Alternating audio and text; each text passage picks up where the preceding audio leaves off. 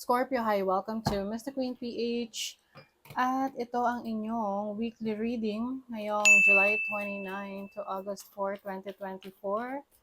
So if you are interested in private readings, meron tayong link sa description at sa pinned comment. Paka-check nyo lang information kung paano mag-book for a private reading. And doon sa mga apektado ng bagyo, pagbaha, ayan, ingat kayo. Kasi may bagyo tayo, no? Okay. So let's see Scorpio. Scorpio. July 29, August 4. Inner child. Oh, magpo-focus kayo sa inyong sarili. You will find happiness. You will be more playful. Maaring meron kayong i-heal na inner child. Ito yung mga gusto nyo ma-experience, pangarap nyo ng bata kayo, pero hindi nyo na-experience. And ngayon na adult na kayo, may kakayanan na kayo, you're going to fulfill that dream para sa'yo. Yung iba naman, this is healing your childhood trauma, focusing on bettering yourself. Okay? Also have, wow, may citrine. Citrine is abundance. You are abundant, Scorpio. Marami pang blessings na darating sa'yo. Halos lahat ng mga gagawin mo ngayong week na to ay merong dadalhin sa'yong swerte, may dadalhin sa'yong abundance in your energy. Alam mo, abundance, hindi lang naman yan pera, no? This is abundance with time, energy, name it, okay? It's infinite. Maraming possibilities. You have the abundance of resources, abundance of love, support, okay? You are going to shine, Scorpio. People look up to you, no? Maaring ikaw ay nasa limelight, you are working in the spotlight.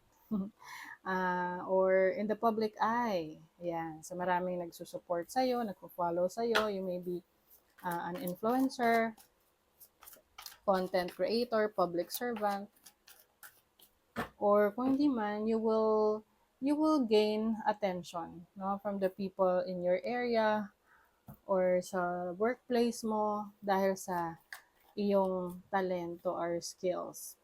Your overall energy is the Two of Pentacles. So, very busy. Marami kayong ginagawa. Marami kayong gustong ma-accomplish ngayong week na to. Multiple sources of income. Yung iba sa inyo, nagtatrabaho and then may sideline pa kayo. Side gig, side job. Oo, so very busy ang week ninyo, Scorpio. So your challenge is the Ace of Cups. O wala na kayong time sa mga loved ones ninyo dahil masyado raw kayong busy. Siyempre, manage your time, your energy.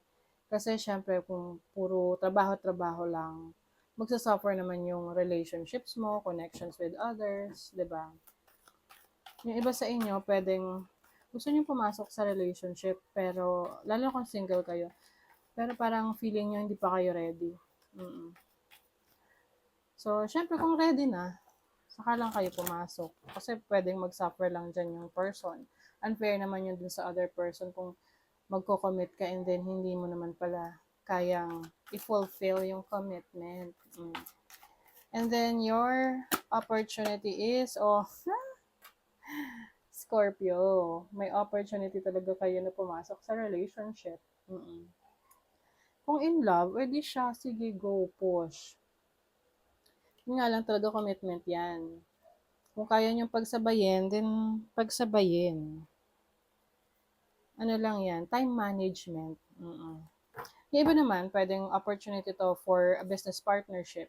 Yung tipong meron kang regular job and then merong iba na tumutulong sa'yo para sa business mo. Kumbaga siya yung nag-aasikaso kapag hindi ka available, mga ganun. Pwede can be your romantic partner, pwede rin naman tong katrabaho. Oo, yung iba nagninegosyo sila, magkakatrabaho sila. Or pwede rin namang sa family, no? Family member mo, nanay mo, tatay mo, kapatid mo. Your blessing is, wow, the Magician. You are a powerful manifestor, Scorpio. So kung ano yung mga gusto mong ma-achieve, ma-achieve mo.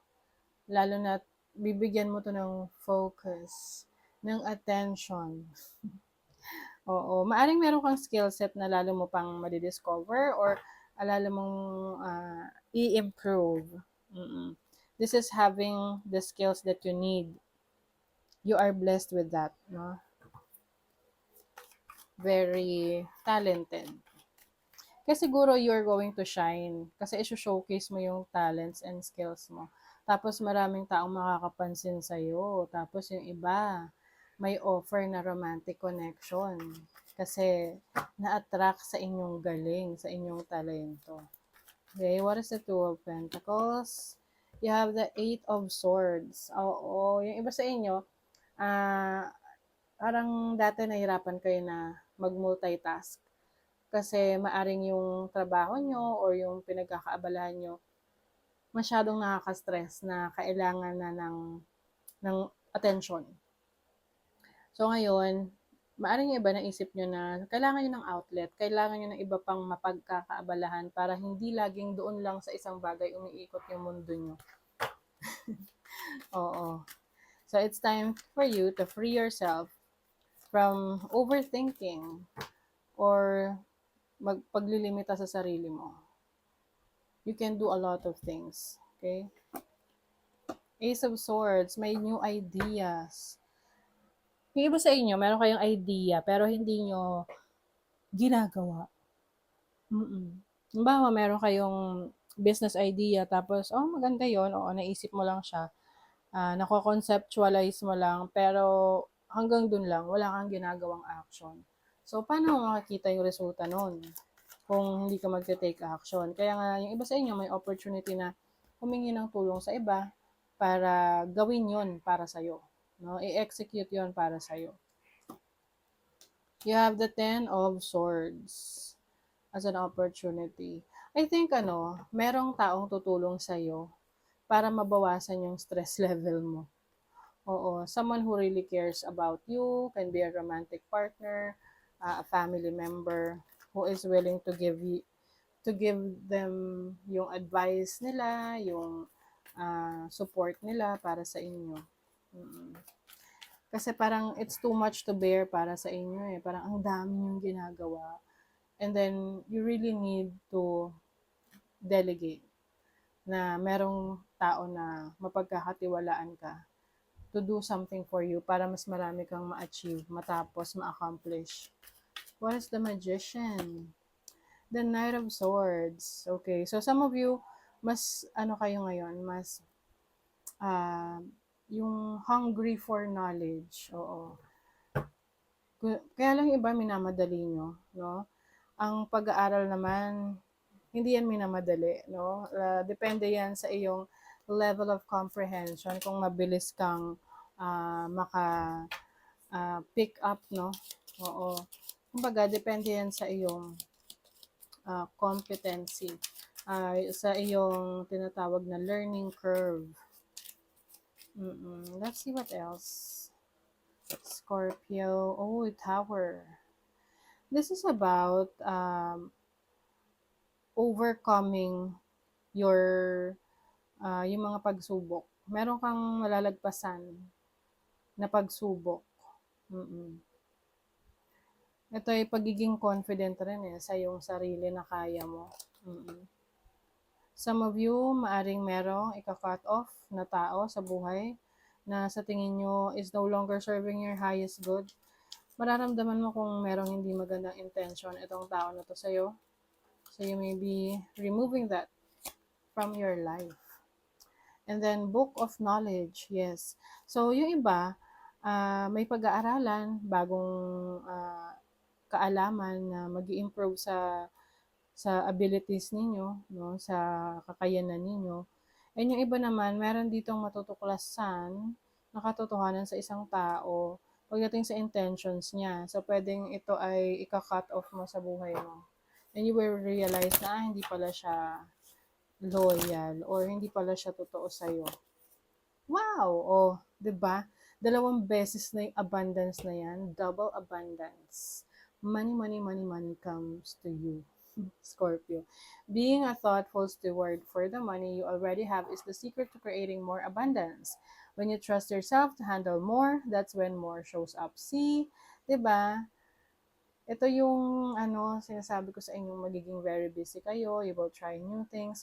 Yun nga lang, kailangan nyo rin talaga ng tulong ng iba para to do some things for you. Okay? Love. Love people, love them with all your heart. Just be sure to love yourself first. Yes. Sabi nga, mahalin muna ang sarili bago makapagmahal ng iba.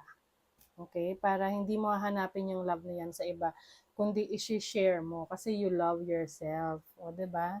So that is your reading, Scorpio. Thank you so much. Bye.